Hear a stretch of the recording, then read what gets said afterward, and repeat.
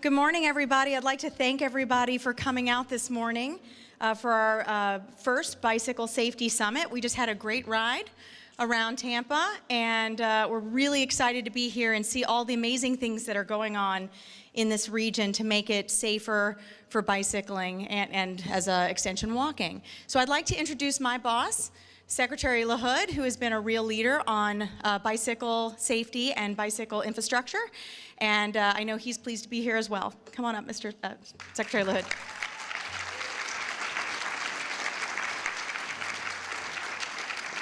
Well, thank you, Beth, and thanks for all the work you did and your team. All of those that are with the DOT in Washington and the Florida DOT and anybody else who helped organize this. Stand up. Let's recognize all of you for the good work. Stand up, everybody who was involved in organizing this. Thank you.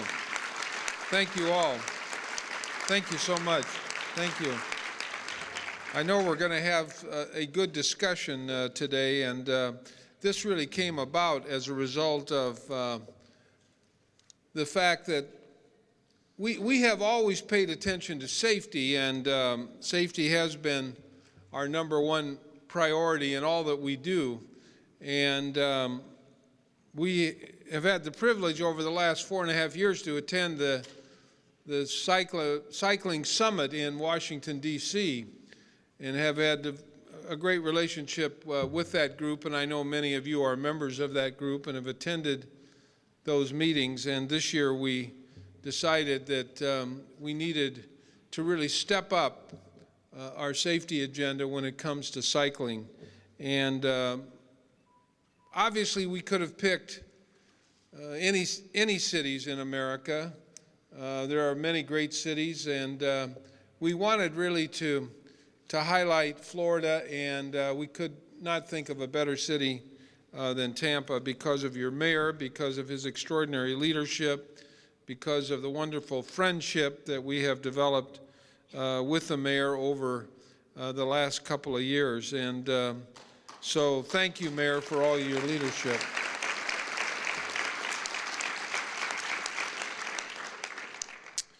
We also, some of us, live in Washington, D.C., and as you know, Washington has the largest bike share program in America, one of the largest. Mayor Emanuel is trying to develop the largest. I am proud of the fact that we helped Mayor Fenty inaugurate the bike share program a few years ago in Washington. We helped Mayor Hickenlooper, who's now the governor of Colorado, but was mayor of Denver, inaugurate the bike share program. Last weekend in Washington, the cherry blossom popped out, and every bike in the bike share program were on the roadways in Washington, D.C. That's how popular these programs are.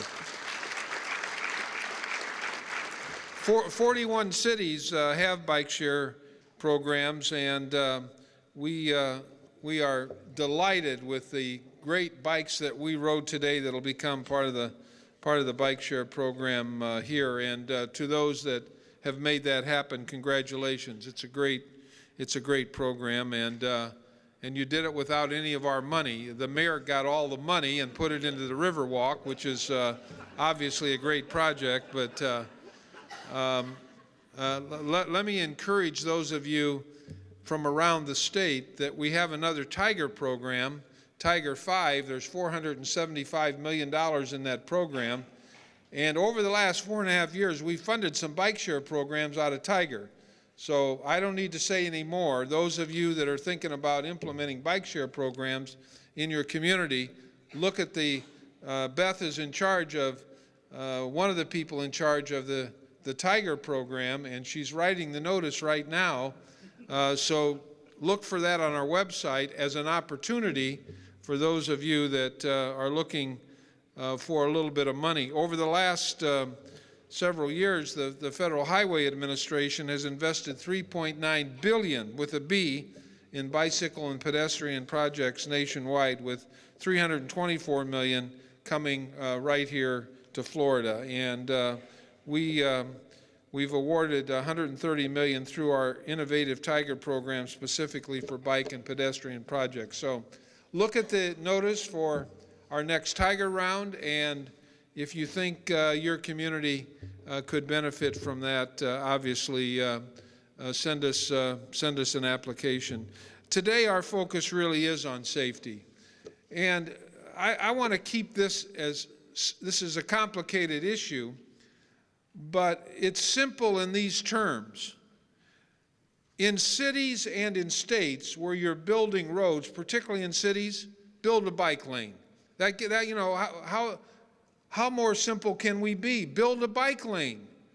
People all over America want to ride their bikes, and so when you're fixing up a new street or you're building a new street, build in a bike lane. And obviously we'll be supportive of that at the national level. In 2011, bicycle deaths increased by 9%, and in Florida, 534 cyclists died in traffic crashes between 2006 and 2010. That's way, way too many. And think of the injuries that have occurred. The other simple thing is, we need to make sure that people that are driving around communities have respect for cyclists. They have as much right to the road. They have as much right to the road as the person that's driving a car. We have to sensitize people to the fact that cyclists are very vulnerable. You get hit by a 5 or 6 or 10,000 pound vehicle, bad things will happen.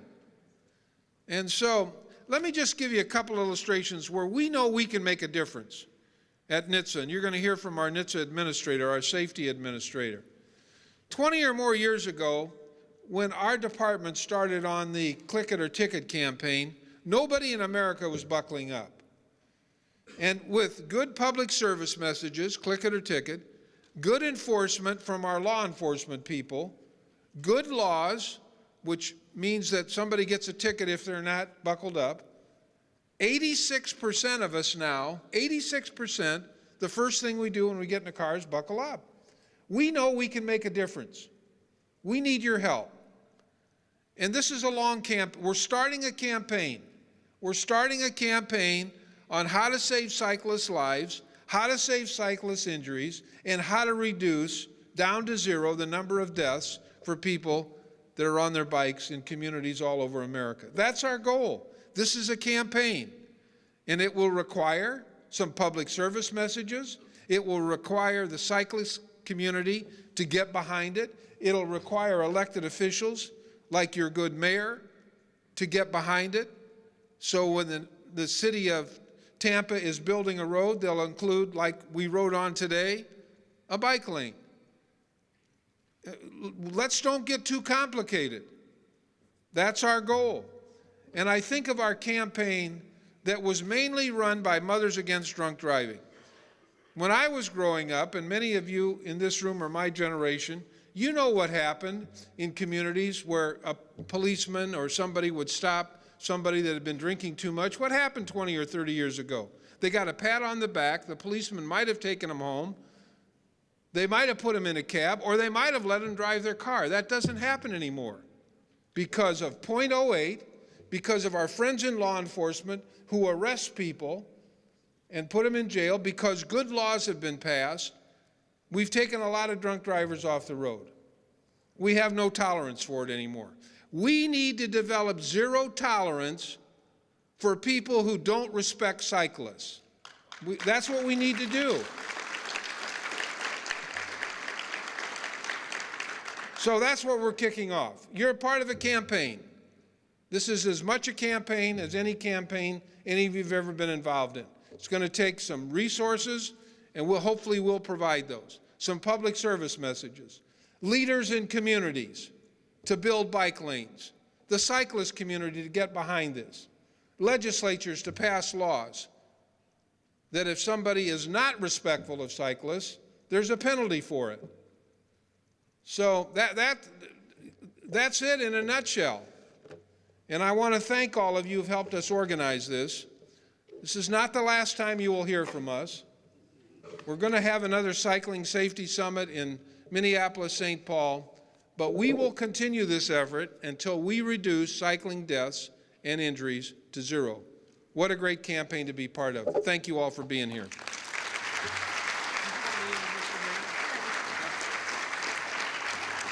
You have a great mayor here in Tampa. I've already said that, and he's been a real leader, particularly on transportation, and I know on many other things, on really bringing the community back.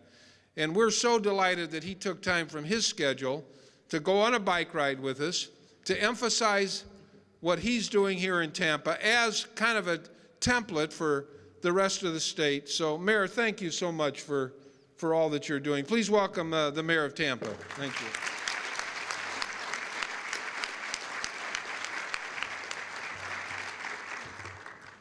Mr. Secretary, thank you very much. Beth, thanks. I got to tell you, when they told me that I was going to be doing this and I was going to have to take a bike ride, now you all know I'm willing to humiliate myself at any opportunity if it means good things for my city.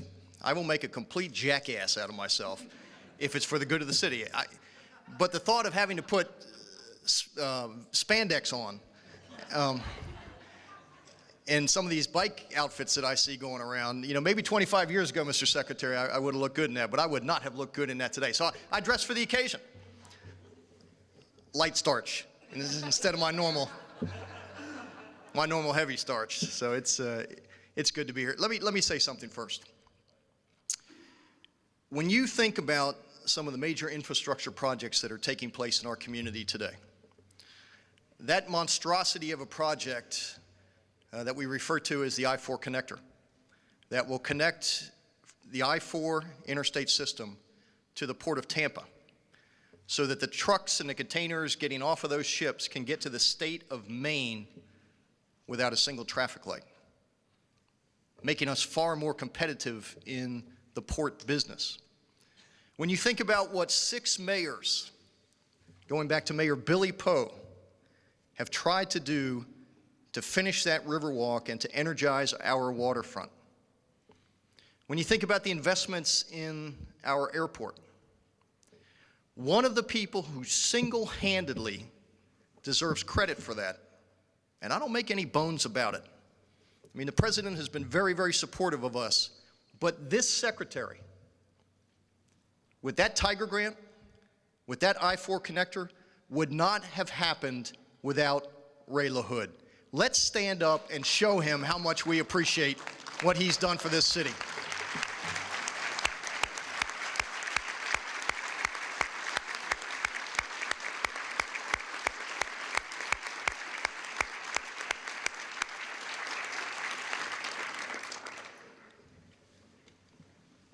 I was in his office many times. Mr. Secretary, you got to help us, man.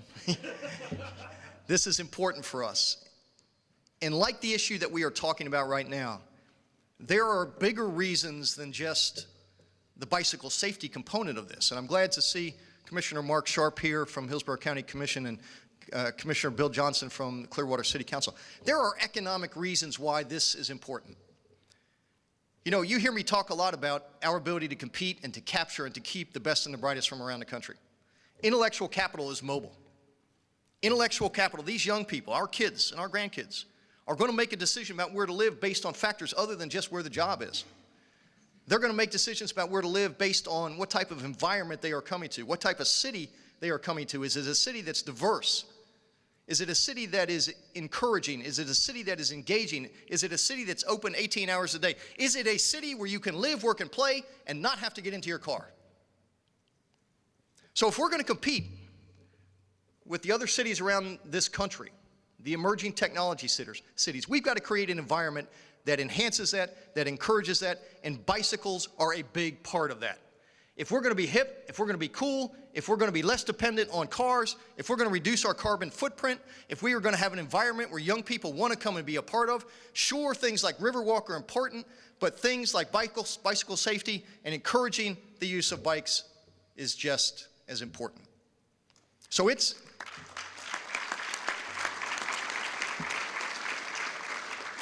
and we're all in. I don't have to wear spandex to understand that. We're all in. New roads that we're building, like the Secretary said, we are adding bike lanes. We're an old city. We weren't built for bikes. But as we go in and retrofit, as we go in and repave, as we go in and expand, as we contract, we're putting sharrows down, we're putting bike lanes down, we're starting a bike sharing program. We understand we're going to get this right, and we're going to change this city in ways that you can't even imagine. So 10 years from now, when they're walking down the LaHood Riverwalk,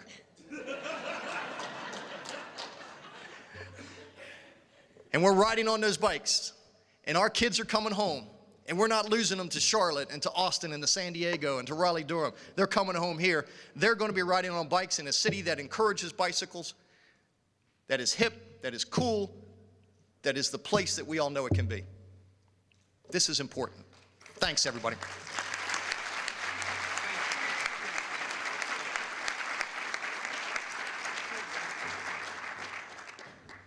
So I'm going to invite one more person up, Karen Cress, to talk about some of the activities from the bicycle advocacy side. Good morning. They needed a woman, so I'm it. And I have to say, I feel pretty gratified because back in 2007, when I helped organize the Tampa Bay Cycle Campaign with another passionate cyclist up at the Center for Urban Transportation at USF, I think I would have looked out in this crowd and known about everybody. And I sure don't know a lot of people here. So the message has really gone a long way, even since 2007, I would say. I would like to echo Mayor Buckhorn's thoughts and thank Secretary LaHood, thank Mayor Buckhorn, thank Commissioner Sharp for all your leadership. I think we know where Tampa is now. We know where Tampa is going and needs to be. It's a different world on a bike. When you're on your bike, you notice things, you greet people, you feel good about your mode of transportation, you're saving yourself some money. Dare I say, it's even kind of a fun way to get around. There's a burgeoning bike culture in Tampa that is just busting at the seams. We're ready. Now that you've been here today, you're going to start to think about cyclists. You're going to notice them everywhere. You'll be surprised how many cyclists you see out there on the road. We're excited about the bike share program coming here this fall. We have a lot of grassroots efforts with the Green Artery, the Tampa Bay Cycle Campaign, which I'm a part of. We're very thrilled that there's been 0 cyclist deaths in Hillsborough County so far this year. We hope things like the Hillsborough County Sheriff's Office and the Tampa Police Department have started to give out kits that have lights and vests in them. We hope that that's maybe part of the solution. Free bike safety classes that are offered, that sort of thing. It takes engineering, enforcement, all the E's that you all know about. When I cycle, I just wear normal clothes. I'm not a big fan of the spandex either. I use my bike to get around a very utilitarian mode. It's often quicker for me. It's certainly cheaper for me. And I feel safe out there. I bike around downtown Tampa often, but I'm also educated. I know what to do. I know how to make myself visible, ride in a predictable manner, treat myself like a car. Those are the kinds of things, those very simple messages we need to get out there to the public. I keep a name of all the cyclists who have been killed on a piece of paper at my desk. It helps me to remember and stay on focus on the things that, why am I working on this? Why am I volunteering my time to go out and teach bike safety classes and that sort of thing? So whatever it takes for you to keep motivated, that's just one little trick that I learned. And I would like to close with the fact that I've heard this over and over. Portland, Oregon, which is a platinum bicycle-friendly community, built their whole 300 miles of their bike network for the cost of 1 lane of urban highway. So we can do that in Tampa Bay. I think we're ready, and hopefully with our partners at the state and federal government, they can help us make that happen. Thanks for being here today.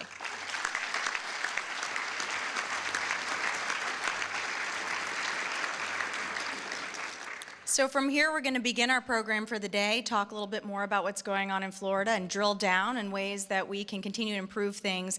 As the Secretary said, we have focused like a laser on safety at DOT in terms of distracted driving and seatbelt use and ending drunken driving. But also, this is an area that, while it's been a problem for a while, it's an increasing problem because, as the mayor said, more and more people want to do this. So we're getting out ahead of it today, and I'm really excited to be here with all of you to do that. I'm going to invite our NHTSA Administrator, David Strickland, up to moderate the panel, and thank Secretary LaHood for being here. He's going to have to leave to get back for a White House meeting, but I invite everybody to thank him for his time here today again.